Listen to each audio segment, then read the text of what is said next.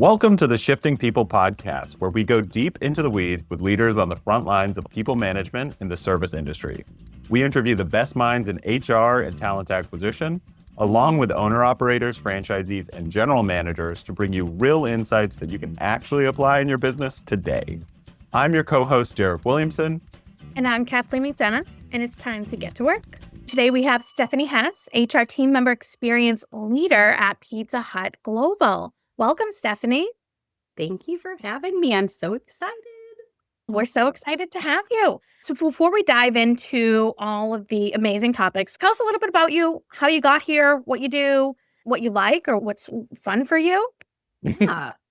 I consider myself a dynamic HR and operations leader. I've worn a multitude of hats in my past. I have over a decade of experience driving people and operations initiatives at the market level and most recently globally, all within the QSR industry. My expertise in creating scalable learning and development programs, facilitating and training those programs, utilizing data to drive business results, all with the overall goal of enhancing the employee experience. I am all about the team member experience, the frontline worker and the base of the business. The more I can lean into those opportunities in a job, the happier I am. Tell us a little bit more about the importance of having someone in a role like that where they're really focused on that frontline team member experience. I can say, having worked for two different brands are very different from one another, even if they have a parent company. For both of these brands, having somebody that is focused on the team member is an asset. I say that because of the work that I have done, having feedback from the field, from the franchisees, and from my coworkers. Most people are not focused on your front line, your base level of the business. And if you can put one person in position that can be on cross-functional calls to be that face, that voice, that reminder, that's your base. The majority of employees you have are your frontline workers. So it's really mind-blowing when you don't have that mindset. I respect companies who say your managers are number one. They do need to be number one because they make or break that team member experience, and they are going to have but your team members are the ones that are putting the puzzle pieces together every day. They're the ones that are actually doing the business. Your operations folks have to be focused on that. If you don't have somebody in HR that has that mindset, if you don't have somebody in HR that can partner with your marketing folks and help be a secondary voice to those operators, you're missing something. One of the first experiences I had with corporate America, the job that started me on this path, I was tasked to lead a program called Lives and Breathes for KFC US. I wanted to work for Yum Brands and KFC specifically.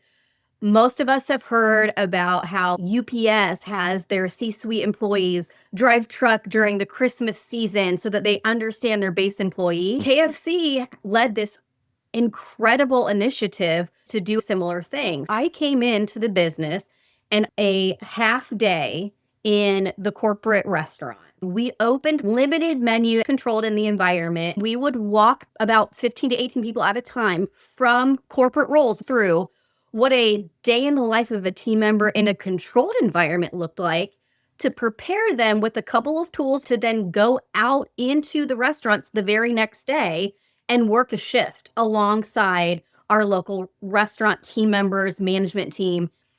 And business truly changed. If you look at KFC in about 2017, I was hired in 2014, and between 2014 and 2017, there was a really big turnaround. I chalk a lot of that up to the fact that this brand committed to understanding our business better, and I had to make a commitment.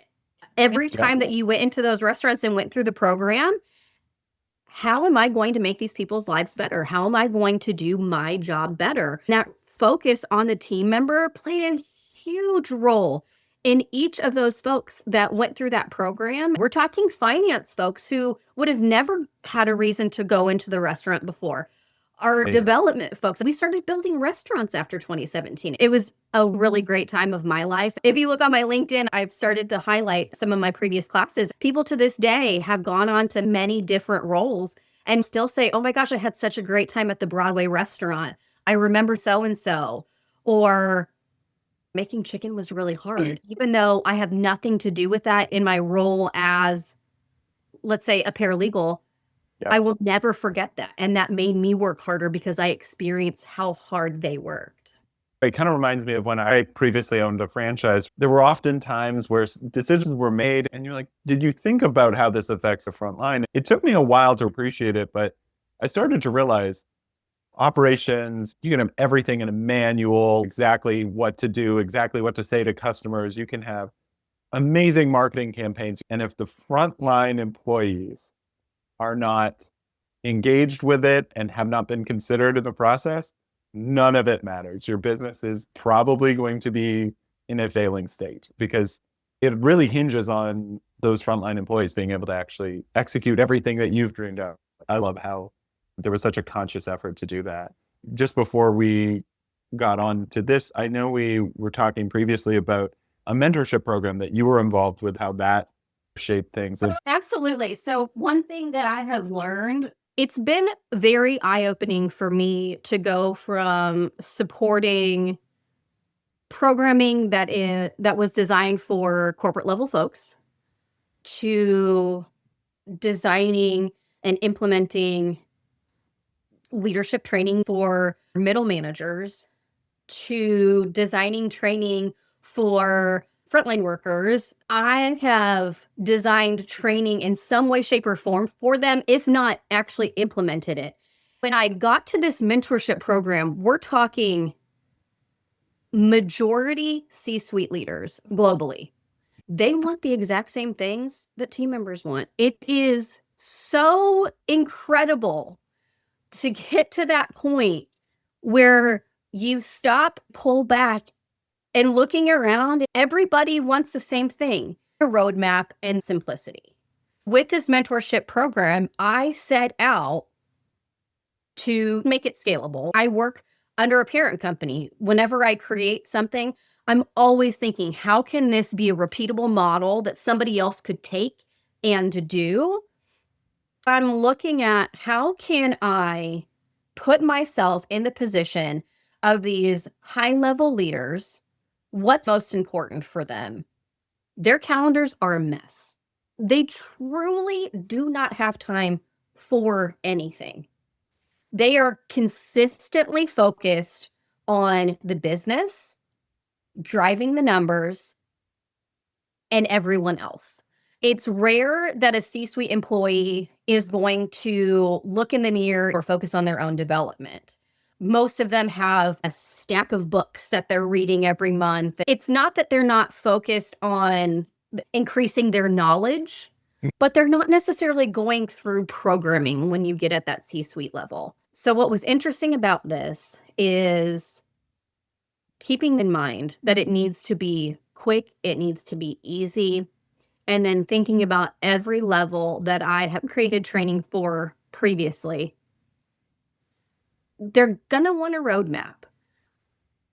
I think gone should be the day where people are not provided information in its entirety when it comes to programming. With the onset of AI, the thought partner and the brainstorm partner that you have at your fingertips, even if you are a small team, put things through these tools and utilize them to their fullest to flush out where those gaps are, fill in the information. So inspiring to receive immediate feedback, not even people starting the program, but just having that initial touch base call. We got the mentees together and we went through the program. The amount of feedback that was immediate on, oh my gosh, you're giving me a guide for each of the conversations that I'm supposed to have. oh my gosh, when is the last day that I need to have sent my invite out for my next meeting? Remember, you need to put your 2 or 3 topics or questions in that invite so that both parties can prepare and have the best conversation possible. This is the type of life that, as business professionals and as people that are creating content, this is what we should be living. It's easier than ever to make it happen. And it's about being thoughtful and prescriptive. I don't know a single person who is like, if you keep it bulleted and simple, it's a beautiful world. There's no Yeah. guesswork. And that's what makes people nervous about programs like a mentorship program or anything they're going to sign up for in their extra time or already busy schedule. They don't want to guess at it. They're going to sign up for it, volunteer for it, or have to do it. They want to know. And you gave that to them. Put yourself in the customer's shoes or whoever you're serving. All of us have been in a mentor relationship, whether official or unofficial. How many conversations were actually meaningful and to the point? Most could have been a lot more productive if you prepared ahead of time. You just think this person is going to help me. We're going to have conversation and actually going to flow.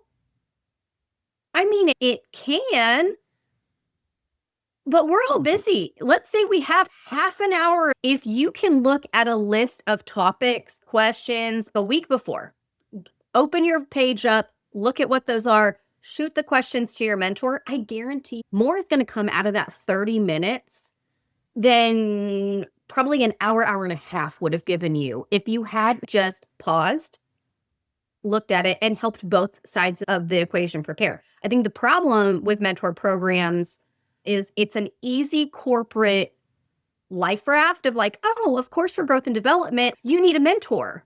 Right. And Yum is a great example. They have documentation, but it's not prescriptive to where any function or even a specific function, like that's what Yum is working for, each function being able to have more prescriptive areas to focus on. If you outline a 6-week program and each of those 6 weeks had an overarching topic, and underneath that topic, give 3 to 5 questions or areas that you might want to poke deeper into, you can go out to ChatGPT, Google Gemini, whatever your favorite AI tool is, and they're going to give you those questions if you put the prompt in. So I guess in a roundabout way, I'm also encouraging you out there, if you're in a mentorship and you don't have this for yourself, create it. I love what you said about using technology. There's all these stories about people just spitting out some garbage with ChatGPT and calling it done. What I'm hearing from you is it really takes a human to think about these things, to put yourself in the shoes of the mentor or mentee and architect it. Then you can use those tools to fill in, like, let's generate some questions, some topics to talk about. It's the last mile. Use those pieces of technology. Don't try and do the whole journey with AI, because that's where people end up with generic content. My coach and I both laugh that ChatGPT is our third team member. When you are a small but mighty team of 2, 3, 4 people, I will tell you, and I work a remote role. So that's not to say that I can't pop into a Teams message and say, hey, do you have a few minutes? But I have my AI tools open throughout the day to where I can pop in. I will say on the front end, do not rely on AI to give you statistical data. You've got to data mine that yourself. Having that brainstorming partner always available is huge towards that back end of the project. Being able to put your thoughts into those AI tools and say, smooth this out, finesse this. Working with operators has completely changed the game for me. I am short, sweet, to the point, bulleted, bolded, lots of white space. Utilize those AI tools for that. How many times have you taken a full page, and do not give full pages of stuff to any business professional to read? Nobody's going to read it. Nobody's going to look at it. They're going to open that and be like, okay, Kathleen, your email is just not, you're going to have to call me. You're going to have to text me. Put all of those words into the AI and say, bullet this, make it shorter, make it more concise, And that's also a development tool for an individual. Unless you are very irresponsible, over time, seeing how AI takes all of those words and combs them down should start training you to do it on your own as well. Yeah, absolutely. As long as you're not doing it and not reading it, it's teaching you. Oh, let me tell you, you'll only do that a couple of times before you realize that was a bad life decision. I am semi-addicted to chat. I like the way it phrases things. It has gotten used to my voice, how I post questions, what I want from it. I just like our relationship better than what I get from Google Gemini. There were things that I had pulled off ChatGPT where at first glance, they look perfectly fine. And you read it more and you're like, that actually is not true, or it's not what I was looking to get from it, or it answered my question in a completely different way. You learn how to rephrase and all of that. You must review what is. Strongly urge that because it also teaches you how to ask better questions or how to put in better prompts. It's true. You're going to get out of AI what you put into it. People say it for good reason.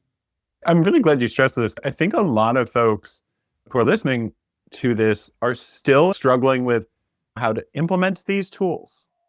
I really love that you mentioned, think about it on the front end too. If you have a question, if you're wondering about a topic, if you're thinking about creating a new training program, it's a great starting point. For a lot of people, it sounds like you've built the muscle. Once you start using it, you have the aha moment anytime you have a thought, oh, I should open ChatGPT and use it. A lot of folks listening haven't figured out how to get into it and really get that rhythm, or are just skeptical of it and have heard all the bad things, but not necessarily where it can be really valuable. On that note, there is a very real concern out there, and one that I would have had myself and my coach not been very open from the beginning about where we're using AI to increase our productivity, to help us as a thought partner.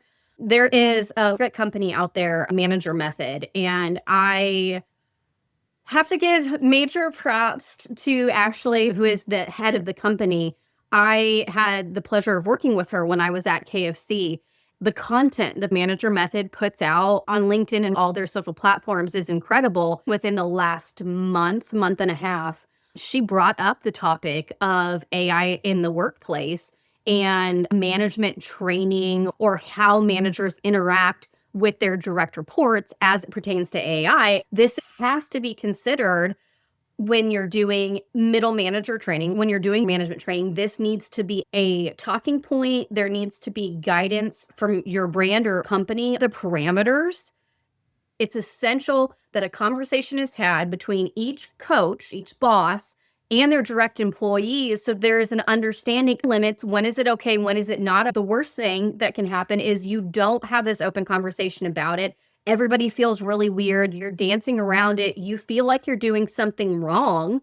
Most professionals out there are, well, shoot, I would like to use it, but am I going to pop up on a search history list? Stefanie has accessed ChatGPT and she's accessing it every day. From my perspective, I am for utilizing AI, a partner in business. You do need to follow legal parameters. You can't share information that is proprietary. The legal team does need to be involved. We need to start implementing policies, practices, procedures, having open conversations, and encouraging the use of it. Has given multiple sessions on AI usage. Did I think they were too elementary? Personally, yes, but I can see where if you are just starting out, you do need to start with the basics. And I am by no means an avid user of 6 different platforms, but every time I turn around, a platform that I'm already using now has AI capability built into it. So whether we want to use it or not, it's everywhere. Yeah. Go ahead, Derek. Go ahead. All right. Before we started recording, Stefanie, we were talking about your experience with some other technology recently, specifically applicant tracking systems and AI in that space. What are your thoughts on these systems? I'm sure you saw quite the spectrum of where these tools are. What was your experience? Interesting learnings. For a little bit of background, I am in the job market. Stefanie Hess is looking for her next great adventure. It is not for lack of loving my current company. Lifing a move to Texas is just not in the cards for my family. I have an extreme moving to different parts of the country. Texas just doesn't work for us specifically. It's been a very interesting past 3 months as I have experience trying to sell ATS systems into my franchise communities, markets around the world. The RFP process for a parent company decide ATS works best for our US-based businesses. I have experience trying to find regional TS systems for global markets. That particular doesn't work on the purchaser or procurer, the HR professional side of an ATS system.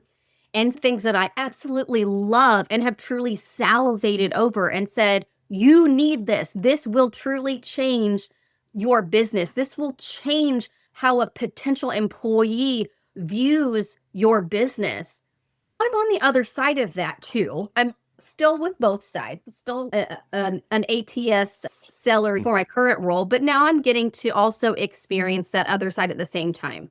Let me tell you, there are so many bad applicant tracking systems out there. I will tell you from a prospective employee, you make me question who you are as a company and how great you are when your applicant tracking system is clunky. What do I mean by clunky?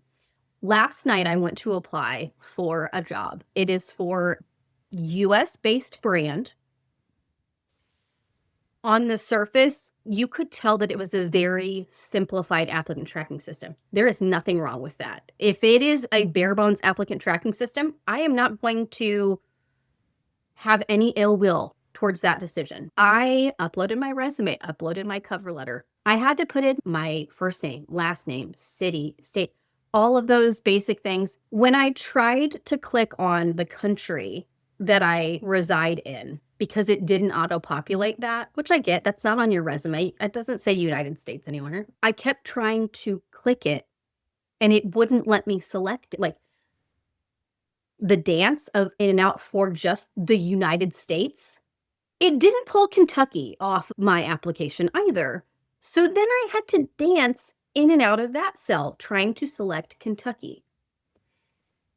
When I went to put in my zip code, it wanted to delete United States and Kentucky and make me go back. If anybody has applied for a job recently, you get to these applicant tracking systems where you upload your resume and it pulls information for you, but it's like a Swiss cheese.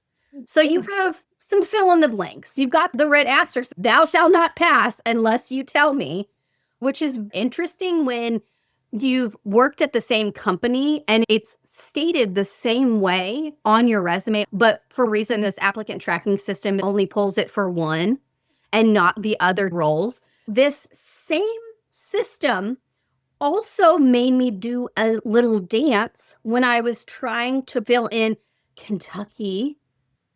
Oftentimes, you find a job and you've got to apply for it because if there's less than 100 applicants and you want that job, you've got to stop what you're doing and apply. So here I am. I had the longest Monday. I had worked until my husband was like, dinner time. And I had to come downstairs. I was designing in PowerPoint, and that's fun. But I'm trying to be good to myself to apply for these jobs that I really want. They're field trainer jobs, so I would be excellent at these jobs. If you call me back, I'm going to rock it. Just you wait. And then to fight with an applicant tracking system at 30 in the evening when all you want to do is go binge watch Stranger Things with your husband and just chill. It took every bit of my willpower to press on trying to get Kentucky to show up in that stupid cell. Applicant tracking systems can be expensive. I know the pricing, but it is 100% worth it to add on the extra package or go with the next level up to avoid those problems within the code or just a poor applicant tracking product. People are not going to be like me and press through. They're going to say, absolutely not. this has been a horrible time and I'm going to look for the next job. It's so worth the money. I have to say really quick, because on my day job side of this, I have experienced this with several companies already, which make me even bigger fans of them. The amount of time saved for any level of management or HR through the automation of communication is worth every penny that you pay for that applicant tracking system. For a QSR manager, minimum of 5 hours a week can be saved by using an applicant tracking system, not having to fill out those forms, not having to take yourself out of your manager duties to sit down with somebody and walk them through that process. The capabilities of these applicant tracking systems, even before somebody gets in your door. I'm going to give a shout out to Paradox. Paradox is a great company that I have quite a bit of experience with. I fully appreciated how they do things. An automated message can be set up to be sent to your new hire saying, oh my gosh, we're so excited to see you tomorrow for your first day of work. The amount of people that will actually show up to their first day of work is huge. I don't care if you're in a corporate environment, you live and die by your calendar, but let's be real. If you are becoming a frontline restaurant employee, do you have a calendar on your phone? Do you most likely use it? It might depend on if you're a parent or not. I don't care if you live and die by that calendar. Having an entity reach out to say, we're so excited to see you. And then on the morning of, say, looking forward to seeing you at your 1 o'clock shift. It's incredible, especially people that have their first jobs. Yes. Think about all the interviews that a manager sits through and gets no-showed and wastes their time. So take that technology, that automation, that AI, and apply that to those no-show interviews. Think of how much more time would be saved by having that all automated and a manager not having to reach out or remind people, but they get reminded. Makes sense. Yeah. Next message. The automation is, if somebody is not a fan of AI, show them those automated processes. Show them a sizzle reel. Show them how they actually interact with that candidate. That sold me 20 times over seeing that. I have spent hours with restaurant managers. Their pain points, the tedious things, the things that are super necessary are a stop what you're doing and refocus. So many of those things have now become automated. Chris's Steakhouse, this is hypothetical. If you're Chris's Steakhouse out there, apologies, I'm not actually speaking of you. I don't know that you exist. If I was working for Chris's Steakhouse and Patsy's Pizza was down the street and Patsy's had an applicant tracking system that had automated processes, I would take a pay cut to work at Patsy's because my life would instantly get better. I would have employees that would actually show up to their first day of work, and their onboarding experience as far as paperwork goes set you up for success if you follow through with the rest of the onboarding. People are way more likely to stay, way more likely. If we talk about corporate level, people that have a good onboarding experience are likely to stay for at least 3 years. Wow. 3 full years. Now, granted, I just popped from restaurant level employee to corporate, but when I saw that, kind of blew my mind. Yeah. Oh, Absolutely. And I'm sure it applies to hourly too. Operators especially pay so much attention to their customer experience. That's honestly the problem. You find companies that say the guest experience will never exceed that of the employee experience. That's the place that I want to work for. I'm working on an onboarding webinar, so I'm going to hit you with a statistic here. Companies that invest in onboarding to where you're focused on the first 60 days. Now, I'm going to tell you, you have to focus on the first 90. If you get somebody to 90 days, they are going to stay with you for a year or more. That's been proven over and over again. If you have a good onboarding experience, you are likely to have 2.5 times more revenue. I know that you want to make money. That's why you exist. I respect it. You have a business. And this is from the Karolinska Institute. Gallup did a survey. If you have a successful onboarding program, employees are 2.6 times more likely to be satisfied at work. Is that a coincidence? It's not a coincidence. These are two completely different sources that are 0.1 times apart. Employee satisfaction and more revenue. Yeah. I don't care if you're buying a car, a loaf of bread. You want to feel that people don't hate where they are. The way to create that is through onboarding programs, paying attention to all stages of the employee life cycle. I don't want people to get stuck on onboarding TS systems. That is the tipping point. But Yes. my goodness, this 2.5 and 2.6, I'm just in love. Yeah, I love agreed. it. Stephanie, I'm so sorry. We're coming up on time, and I feel like we could do a part 2 and 3 and 4 of this. And I think we definitely will. I'll plug once more that you are looking for your next adventure. Anything you want to say to that specifically, types of roles that you're interested in? I am truly a trainer by nature. I've been training people my entire life. I thought for a long time I was going to be a teacher. Now I get to teach adults. The world is our oyster for what to teach. Never did I think I was going to be in HR. It's where I belong. Between ops and HR is where my heart truly is. I am looking for an opportunity to bring my whole heart to my next adventure. I am a very passionate individual who is easily excitable, and that's okay. People usually love that about me. I am very chatty and rarely meet a stranger. I have opened up restaurants across, and one of the reasons why I love that is because I was meeting different people and experiencing different things every day. I've learned to embrace and thrive. Whoever my next boss is, my next company, you are going to get somebody who is flexible, dynamic, and will truly care about what your company cares about. I am applying to places that have purpose statements that align with my values. So I don't doubt that we won't be passionate about the same things. I just want to encourage recruiters, take a chance on people that maybe on paper aren't specifically what you're looking for, because I think a lot of us are what you're looking for or will flex to be what you need. Maybe we've had different titles. I have found in coworkers skills and amazing talents that the broader corporation knows nothing about, and they would do amazing things given the opportunity. There's a lot of really great people out there.